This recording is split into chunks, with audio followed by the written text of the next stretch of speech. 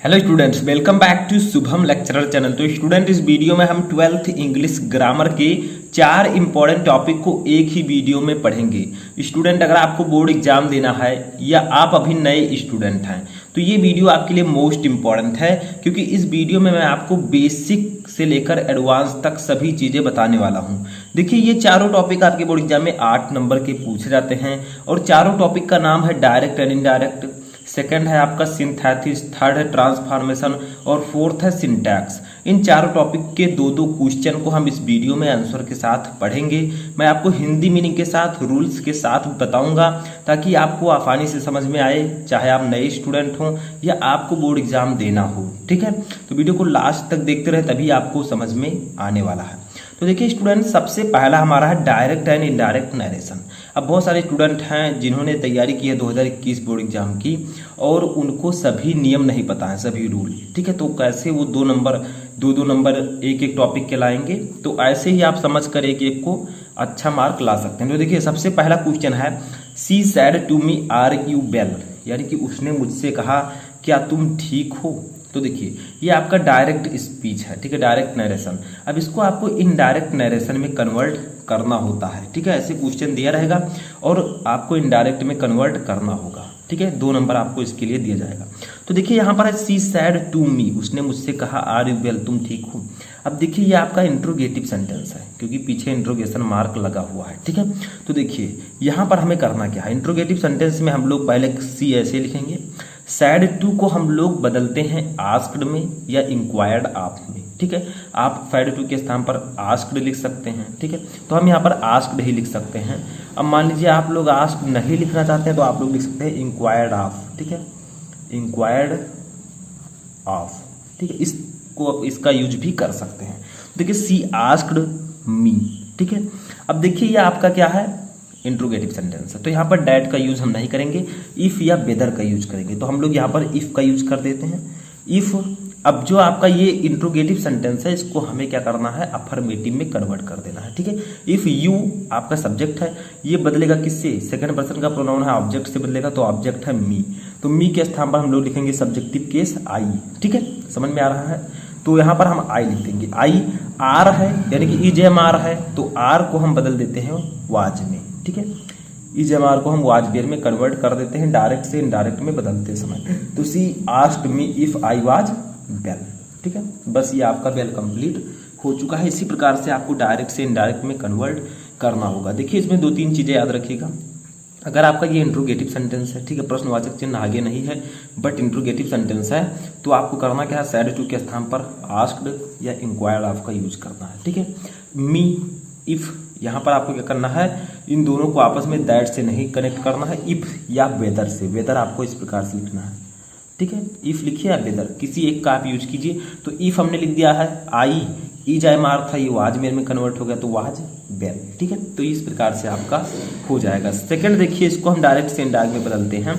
इसमें थोड़ा सा केस चेंज है। देखिए, how do you like your new house, sad Satish. तो देखिए, जो सतीश सैड था, जो आगे था, ठीक है, वो उसको पीछे कर दिया गया है, तो इससे कोई फर्क नहीं है। आपको इसको सेम इसी तरह बनाना है, यानी कि जो सैड सतीश है इसको पहले लिखना है। ठीक है, लेकिन यहाँ पर किस प्रकार से दिया गया है, how do you like your new house, यानी कि पहले हाउ दिया गया है, क्वेश्चन वर्ड पहले दिया गया है। ठीक है, तो इसको कैसे बनाएंगे, तो देखिए सैड सतीश है तो हम लोग लिखेंगे सतीश। ठीक है, सैड है तो इसके स्थान पर हम लोग लिखेंगे आस्क्ड, क्योंकि इंट्रोगेटिव में हम आस्क्ड या इंक्वायर्ड ऑफ का यूज करते हैं, ऊपर मैंने बताया था। ठीक है, अब देखिए Satish sad, how do you like your new house, तो किससे कह रहा है, मुझसे।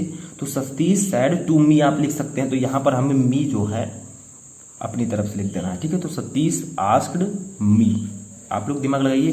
देखिए, सतीश ने कहा तो आपको नया घर कैसा लगा। ठीक है, आपको नया घर कैसा लगा, तो किससे कहा, मुझसे कहा, तो सतीश आस्क्ड मी आपको अपनी तरफ से लिख देना है। अगर आप चाहें तो ना लिखें, लेकिन लिख देंगे तो और अच्छा रहेगा। ठीक है, अब देखिए यहाँ पर हमें क्या करना है, इफ या वेदर का यूज नहीं करना है, क्योंकि क्वेश्चन वर्ड अगर आगे आ जाता है तो हमें डायरेक्टली क्वेश्चन वर्ड ही लिख देना होता है। ठीक है, तो हाउ, अब देखिए सब्जेक्ट लिखेंगे यू, तो यू किससे बदलेगा, ये सेकंड पर्सन का प्रोनाउन है, ऑब्जेक्ट से, तो ऑब्जेक्ट है मी, तो इसका हम यूज करेंगे आई, ठीक है, हाउ, आई।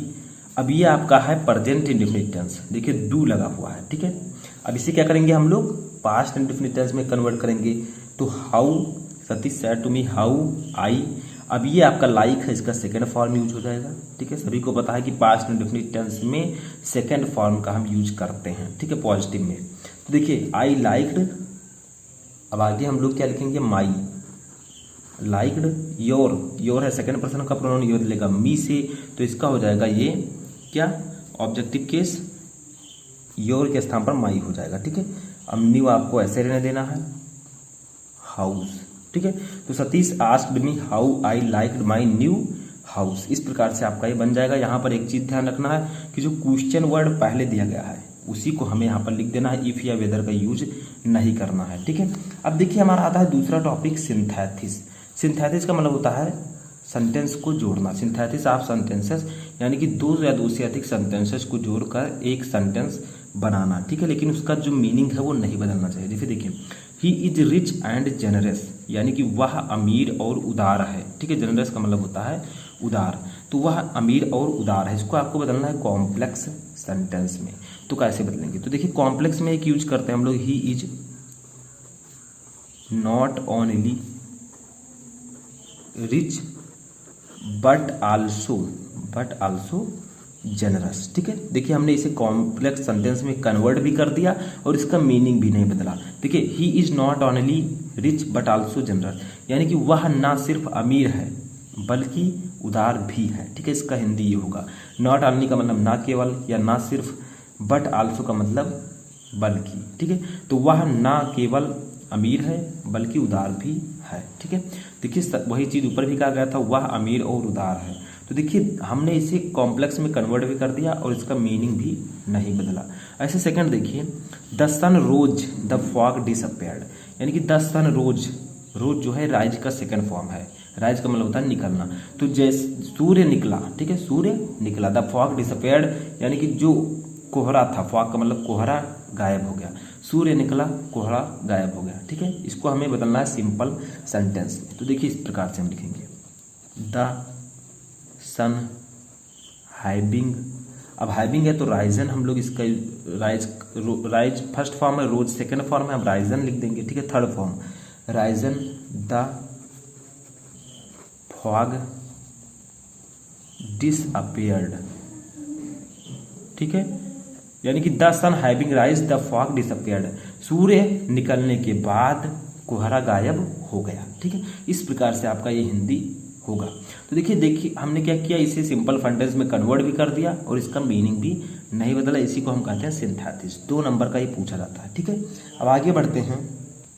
तीसरा हमारा टॉपिक है ट्रांसफॉर्मेशन ऑफ सेंटेंसेस, यानी कि सेंटेंस को ट्रांसफॉर्म करना, ठीक है। जैसे ये आपका है, he is too big to lift this weight, यानी कि वह इस भार को उठाने के लिए बहुत कमजोर है। इसे आपको करना क्या है, रिप्लेस टू बाई सो, यानी कि टू को सो में रिप्लेस करना है, ठीक है। तो क्या करना है आपको, टू के स्थान पर सो को रिप्लेस करना है, ठीक है। तो देखिए हमें क्या करना है, इस सेंटेंस को इसके हिसाब से ट्रांसफॉर्म करना है। इसी को हम कहते हैं ट्रांसफॉर्मेशन ऑफ सेंटेंस। जैसे सेकंड देखिए, honesty is the best policy, इसको आपको कंपैरेटिव डिग्री में कन्वर्ट करना है, ठीक है। तो इसी प्रकार से आपको दिया रहेगा कि एक सेंटेंस से दूसरे सेंटेंस में ट्रांसफॉर्म करना ही ट्रांसफॉर्मेशन होता है। जैसे देखिए, he is too big to lift this weight, तो बताया जा रहा है आगे ब्रैकेट में कि टू के स्थान पर आपको सो का यूज करें आप, ठीक है, ये आपको बताया जा रहा है। तो देखिए आपको क्या करना है, ही इज सो बिग, ठीक है, टू के स्थान पर सो लिख देना है, बट इस टू को भी अब आपको हटाना पड़ेगा, इसके स्थान पर लिखना पड़ेगा डैट, ठीक है। अब आपको जो आगे का सेंटेंस है उसे कैन नॉट के रूप में बनाना होगा। तो he can not lift this weight, ठीक है। इसमें भी वही होता है कि आप एक सेंटेंस को दूसरे सेंटेंस में ट्रांसफॉर्म करें और उसका अर्थ ना बदले। जैसे देखिए, वह इस वेट को उठाने के लिए बहुत कमजोर है, अब इसका हिंदी क्या होगा, वह इतना कमजोर है कि इस भार को नहीं उठा सकता। तो देखिए सेम मीनिंग है, ठीक है। अब हमने ट्रांसफॉर्म भी कर दिया जो दिया गया था। तो इसी प्रकार से आपको करना होता है। ऐसे दूसरा देखिए, honesty is the best policy, यानी कि जो ईमानदारी है वो सर्वोत्तम नीति है, पॉलिसी का मतलब नीति, ठीक है। इसे आपको कंपैरेटिव डिग्री में कन्वर्ट करना है। तो देखिए हमें इस प्रकार से करना होगा, honesty is better than any other policy. ठीक है, यानी कि जो ईमानदारी है वो सभी नीतियों से अच्छी है। ठीक है, समझ में आया। तो इस प्रकार से आपको कन्वर्ट करना होता है। चौथा टॉपिक हमारा सिंटैक्स। सिंटैक्स का मतलब सभी को पता है वाक्य संशोधन, यानी कि सेंटेंस में कुछ गलतियां होंगी उन्हें हमें सही करना है, उसमें जो मिस्टेक्स हैं उसको सही करना है, इसी को हम कहते हैं सिंटैक्स। जैसे देखिए, he is my older brother, यानी कि वह मेरा बड़ा भाई है। बट अगर मेरा भाई है सगा, ठीक है, तो उसके लिए हम ओल्डर का यूज नहीं करेंगे बल्कि एल्डर का यूज करेंगे। इतनी ही गलती थी इसमें। देखिए, थोड़ी सी गलती आपका 2 मार्क काट सकती है। ठीक है, तो ध्यान से आपको पढ़ना है, उसके बाद उसे कन्वर्ट करना है। तो he is my older brother, older कब यूज किया जाता है? जैसे कोई दूसरा भाई हो, ठीक है, सगा ना हो, जैसे चाचा का लड़का हो, उसके लिए हम ओल्डर का यूज कर सकते हैं। लेकिन अपना भाई है तो उसके लिए हम एल्डर का यूज करेंगे। ठीक है, दूसरा देखिए आपका है one must to respect his parents, यानी कि सभी को अपने माता पिता का सम्मान करना चाहिए। ठीक है, तो देखिए वन के साथ हम लोग वन मस्ट रेस्पेक्ट, अब वन के साथ हम हिज का यूज, अपने की अंग्रेजी के लिए हिज का यूज नहीं करेंगे बल्कि वंस का यूज करेंगे। तो वंस पेरेंट्स, ठीक है, यानी कि सभी को अपने माता पिता का सम्मान करना चाहिए। तो यहाँ पर हिज के स्थान पर हमें क्या करना है? वंस का यूज करना है अपने की अंग्रेजी के लिए। तो यही थे आपके 4 महत्वपूर्ण टॉपिक 8 नंबर के पूछे जाते हैं। मैंने आपको बेसिक से लेकर एडवांस तक बता दिया ताकि अगर ये पूछा जाए तो आप आसानी से सॉल्व कर सकें। कैसा लगा आपको ये वीडियो कमेंट बॉक्स में बताएं, और कितने क्वेश्चन आपको पहले से पता थे उसको भी कमेंट बॉक्स में बताएं।